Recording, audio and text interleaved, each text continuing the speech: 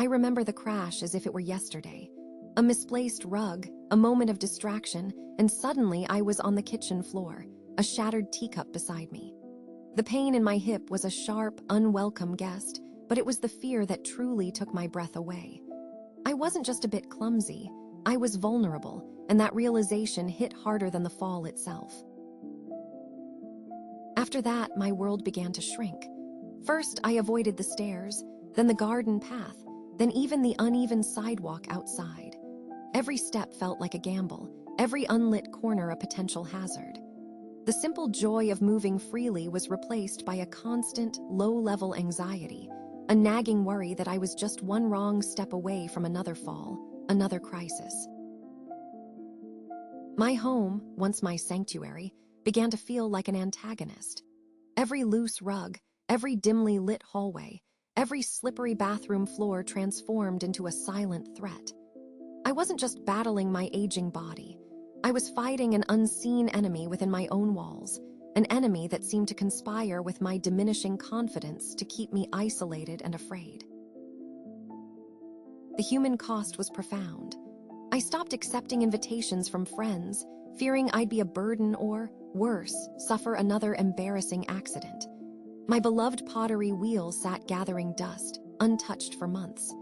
I felt like a prisoner in my own home, not living, but merely existing, waiting for the next inevitable stumble, the next painful reminder of my fragility.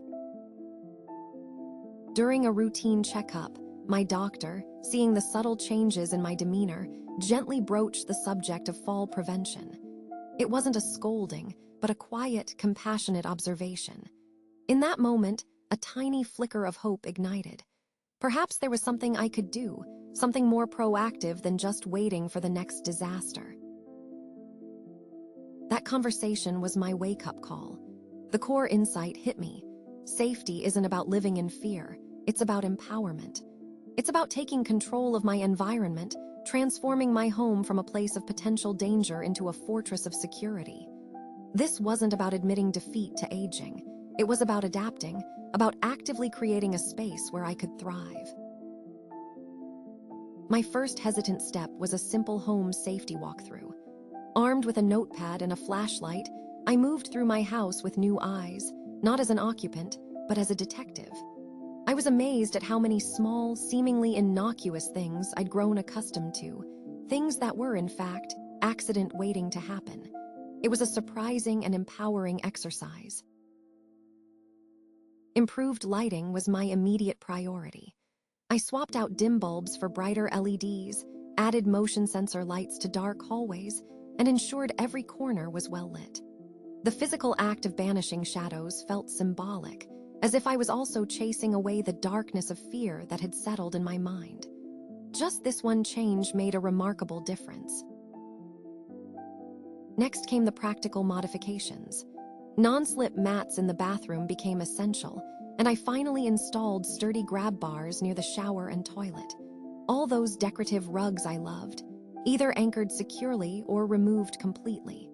Clearing clutter from pathways wasn't just tidying, it was literally clearing my path to a safer, more confident existence. I even embraced a bit of technology. A simple emergency alert button, worn as a pendant, gave me immense peace of mind. Voice-activated smart lights meant no more fumbling for switches in the dark. This wasn't giving in to old age. It was intelligently leveraging modern tools to maintain my independence and enhance my safety. Each small modification was a victory, a tangible step towards reclaiming my sense of security.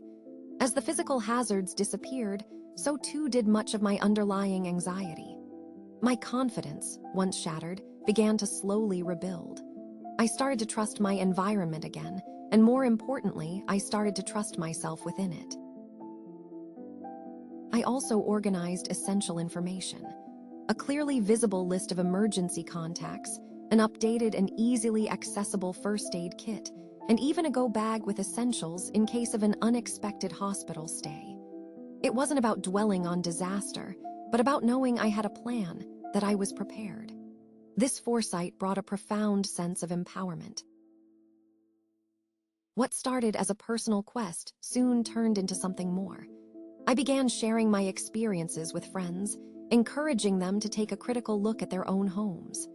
My story resonated, prompting discussions and action among peers who had similar, unspoken fears. I became an unexpected advocate for proactive senior home safety. Today, my home is once again my sanctuary, but this time, it's a sanctuary built on intention and foresight. I move through my rooms with a quiet confidence, no longer bracing for impact or second-guessing every step. The simple act of walking to the kitchen for a glass of water is no longer fraught with anxiety, but imbued with the freedom of movement. This transformation wasn't just about physical safety. It was about renewed vitality and golden years fulfillment. I'm back to my pottery, back to social gatherings, my mind free from the constant worry of a fall. My home is now a reflection of my vibrant spirit, a testament to the power of taking control and designing a life where safety and joy coexist beautifully.